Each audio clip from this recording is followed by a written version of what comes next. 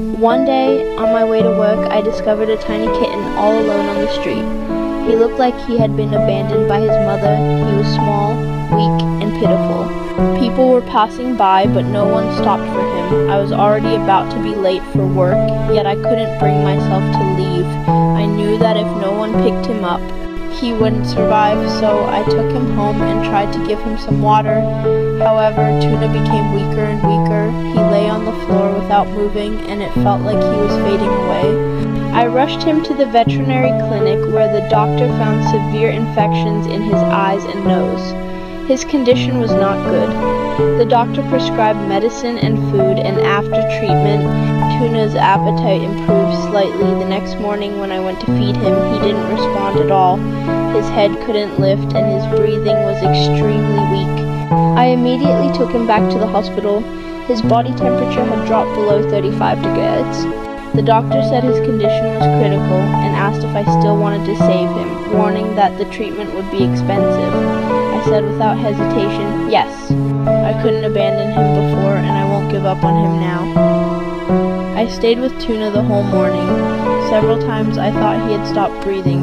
Miraculously, in the afternoon, he slowly crawled up and began to eat on his own. Even the doctor was surprised and said Tuna was incredibly strong. After a full day and night of IV treatment, Tuna was finally able to open his eyes a little. He still sneezed and had a runny nose, but his appetite was good, and he even had enough energy to make a bit of a mess. On the third day, he climbed onto my foot and sat there quietly, looking at me with trust. Everyone says cats have 9 lives, and Tuna truly proved that to be true. Later, we discovered a serious wound on his left hind leg. It had become infected and was already filled with pus. Because he was too young, anesthesia wasn't possible. I had to hold him while the doctor cleaned the wound. Watching him struggle in pain broke my heart.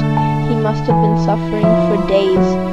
After many hospital visits and setbacks, several doctors told me Tuna might not survive, but he did. He kept fighting. From 340 grams, he grew to 460 grams. He learned to eat well, drink well, and slowly trust again. He follows me while I work, sleeps peacefully at night, and plays hide and seek with me in the mornings. Some people say it isn't worth spending so much money to save a stray kitten, that the same money could buy a purebred cat. But to me, life has no value tag. If I hadn't saved Tuna, he would not be alive today. That is the difference. Now, after more than 40 days, Tuna is healthy, happy, and growing into a chubby little cat. I hope that one day the painful days he spent wandering the streets will fade from his memory like a bad dream. I'm deeply grateful that I didn't leave him behind, because saving Tuna also healed something inside me.